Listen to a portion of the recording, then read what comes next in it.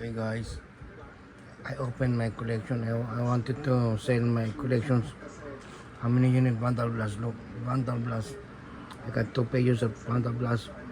$5 each. If you need something, DM me, okay? Subscribe and follow, okay? So I can post more shorts. Let's see the Vandal Blast, how it says. Okay. Destroy target artifact you don't control. This is from Return to Ravnica, uncommon. You see that? 1 to cast. Very low to cast. Nice art. Look, the goblins running. This can help me. When you got overload,